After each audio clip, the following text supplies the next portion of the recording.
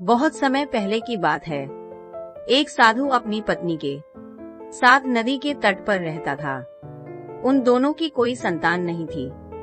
उनकी बड़ी इच्छा थी कि कम से कम एक संतान उनके यहाँ जरूर हो। एक दिन साधु जब तपस्या में लीन था, तभी एक चील ने अपने पंजे में फंसी एक चुईया उसके ऊपर गिरा दी। साधु ने उस चुईया को घर ले जाने का निश्चय किया, लेकिन उससे पहले उसने उसे एक लड़की में बदल दिया। उस लड़की को देखकर साधु की पत्नी ने पूछा, कौन है ये, इसे कहाँ से लाए हो? साधु ने पत्नी को पूरी बात बताई। उसकी पत्नी बहुत प्रसन्न हुई और वह बोली, तुमने उसे जीवन दिया है, इसलिए तुम ही उसके पिता हुए।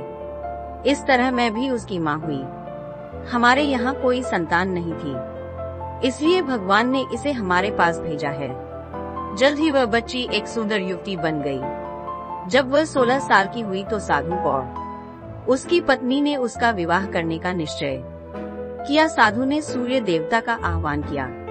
जब सूर्य देवता उसके सामने आए तो साधु ने उसकी बेटी से विवाह करने का अनुरोध। हालांकि लड़की को ये विचार अच्छा नहीं लगा और उसने कह दिया, क्षमा कीजिए, लेकिन मैं सूर्य देवता से विवाह नहीं कर सकती क्योंकि वह बहुत गर्म है। निराश साधु ने सूर्य देवता से कहा कि अब वे ही उसकी लड़की के लिए कोई सुयोग्य वर सुझाए। सूर्य देवता ने कहा, बादलों के देवता से आपकी लड़की की जोड़ी सही बैठेगी, क्योंकि वे ही धूप की गर्मी से उसकी रक्षा कर सकते हैं। साधु ने अब बादल देवता से उसकी लड़की से विवाह करने का अनुरोध किया। इस बार भी लड़की ने विवाह से इनकार कर दिया और बोली, मैं इस काले व्यक्ति से विवाह नहीं करूंगी। इसके अलावा बादलों की गरज से मुझे डर भी लगता है। साधु फिर से उदास हो गया और उसने बादल देवता से अनुरोध किया कि वे ही कोई सुयोग्य वर सुझाए। बादल देवता ने कहा, पवन देवता के साथ इसकी जोड़ी अच्छी रहेगी, क्योंकि वे आसानी से मुझे उड़ा सकते हैं। साधु ने अब पवन देवता से विवाह का अनुरोध किया। इस बार भी लड़की ने विवाह से इनकार कर दिया और बोली, मैं ऐसे अस्थिर व्यक्ति से विवाह नहीं कर सकती जो हर समय यहाँ वहाँ उड़ता रहता हो। साधु काफी परेशान हो गया। साधु ने पवन देवता से ही कोई सुयोग्य वर सुझाने को कहा। पवन देव ने जवाब दिया, पर्वतों के राजा बहुत मजबूत और स्थिर हैं। वे बहती हुई हवा को भी आसानी से रोक सकते हैं। उनसे आपकी लड़की की जोड़ी सही बैठेगी। साधु अब पर्वतराज के पास गया और उससे उसकी लड़की के साथ विवाह करने का अनुरोध किया।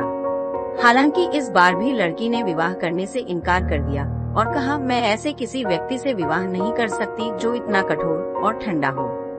लड़की ने साधु से किसी नर्म वर को खोजने को कहा। साधु ने पर्वतराज से सलाह मांगी।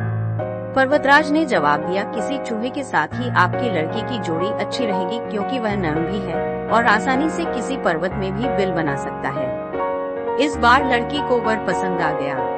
साधु काफी हैरान हुआ और बोला, भाग्य का खेल कितना निराला है। तुम मेरे पास एक चूहिया के रूप में आई थी और मैंने ही तुम्हें लड़की का रूप दिया था। चूहिया के रूप में जन्म लेने के कारण तुम्हारे भाग्य में चूहे से ही विवाह करना लिखा था और वही हुआ। पूर्ण विराम। भाग्य में जो लिखा था वही हुआ। साधु ने फिर से प्रार्थना शुरू कर दी और लड़की को दोबारा चूहिया बना दिया।